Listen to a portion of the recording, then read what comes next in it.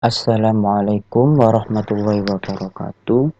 Saya Asraf Mudafar dari semester 4. Saya di sini akan mempresentasikan bab 25 tentang Conquering the Last Frontier in the Digital Invasion, the Home Front. Yang pertama yaitu Introduction. Tempat kerja adalah tempat produksi, mencari nafkah, penemuan, dan pengembangan pribadi. Rumah di sisi lain adalah tempat kewarasan, ketenangan, istirahat, dan hiburan pribadi. Jenis teknologi yang masuk ke rumah dirancang untuk melakukan hal itu. Semakin banyak orang sekarang bekerja dari rumah untuk kenyamanan atau sebaliknya. Yang kedua, mengubah jaringan rumah dan hotspot. Ada beberapa jalan yang dapat ditembus oleh penyusup dan peretas untuk mengakses data rumah sesuka hati. Beberapa jalan yang paling terkenal adalah yang pertama yaitu kabel LAN. Jaringan area lokal atau LAN dibentuk di rumah dengan router sebagai perangkat penghubung pusat.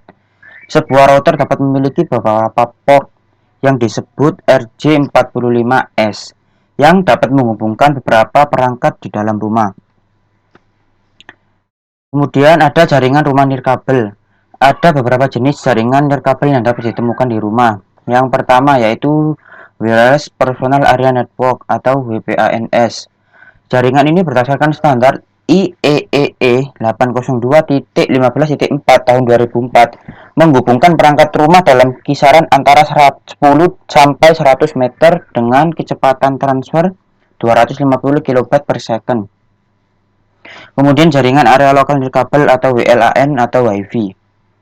Ini adalah teknologi nirkabel area lokal jarak pendek lainnya hingga 500 meter yang memungkinkan perangkat elektronik untuk bertukar data atau terhubung ke internet menggunakan gelombang radio 2.4 GHz UHF dan 5 GHz SHF. Meskipun rentang WiFi terbatas, rentang tersebut dapat diperpanjang dengan menggunakan beberapa cakupan titik akses yang tumpang tindih untuk mencakup area yang luas seluas mil persegi. Berikut adalah gambar dari WLAN. Kemudian ada WiMAX LAN. WiMAX atau Worldwide Interoperability from Microwave Access adalah teknologi komunikasi nirkabel area terbatas lainnya berdasarkan standar IEEE 802/16 yang dirancang untuk memperluas jangkauan dan fungsionalitas teknologi WiFi, memberikan kecepatan data mencapai 75 megabit per detik dan sejumlah opsi penyinyalian nirkabel mulai dari rentang 2 GHz hingga 66 GHz dengan 1 GB per second untuk stasiun tetap. Ini contoh gambar dari WiMAX. Kemudian ada 4G dan LTE LAN. Perpanjangan terakhir dari LAN adalah teknologi 4G saat ini dan peningkatannya oleh LAN LTE atau Long Term Evolution. Combo ini telah menciptakan teknologi broadband nirkabel yang dirancang untuk mendukung akses internet roaming melalui telepon seluler dan perangkat genggam. Kemudian ada teknologi nirkabel 5G. Teknologi ini memang meningkatkan broadband seluler, menambahkan fitur baru yang menarik, serta meningkatkan kecepatan dan jangkauan. Yang kedua, jenis koneksi internet pita lebar. Dogmo memberikan 3 jenis koneksi internet broadband sebagai berikut. Satu, pertama, internet berkabel atau broadband perumahan. Dalam kategori ini, LAN rumah terhubung ke internet melalui kabel fisik seperti saluran telepon DSL atau saluran kabel atau saluran serat optik atau VIOS. Yang kedua, internet satelit atau broadband satelit. Dengan broadband satelit, koneksi LAN rumah ke internet melalui di satelit yang berkomunikasi dengan satelit untuk menyediakan akses internet ke LAN. Kemudian yang ketiga atau yang terakhir, internet seluler atau broadband nirkabel. Dengan opsi ini, koneksi internet LAN dimungkinkan melalui sinyal ponsel untuk membawa data menghubungkan perangkat yang didukung langsung ke internet. Kemudian ada perangkat rumah pintar. Ketika teknologi mulai menyerang rumah, itu datang melalui perangkat hiburan. Dengan perubahan teknologi menuju hiburan yang terus berkembang dan kebutuhan untuk meningkatkan integritas dan keamanan keluarga, peran baru teknologi di rumah di luar hiburan untuk memantau rumah telah lahir. Yang ketiga, data dan aktivitas di LAN rumah. Yang pertama, data pekerjaan. Pekerjaan rumahan secara rutin mengunduh dan mengunggah, dan akibatnya menyimpan data perusahaan di LAN rumah dalam pekerjaan rutin mereka. Yang kedua, data media sosial. Data pribadi dan publik yang dibawa ke LAN rumah oleh perangkat seluler dari media sosial. Kemudian yang ketiga, data perbankan dan investasi.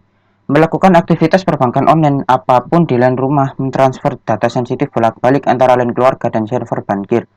Kebanyakan orang yang memiliki investasi memeriksa investasi perdagangan sebagian besar setelah bekerja atau pada akhir pekan. Sekali lagi menggunakan LAN rumah dan jejak aktivitas disimpan dalam riwayat di LAN rumah. Kemudian perangkat kesehatan, obat-obatan, sinyal pemantauan, dan informasi data pasien biasanya diunggah di LAN keluarga. Dan seringkali data ini tetap disimpan di riwayat LAN keluarga. Kemudian yang terakhir, pemantauan rumah dan perangkat keamanan. Semua jenis sensor sekarang dikemas dalam hitungan menit. Perangkat yang tersembunyi dengan baik yang dapat dikontrol dari jarak jauh melalui LAN keluarga.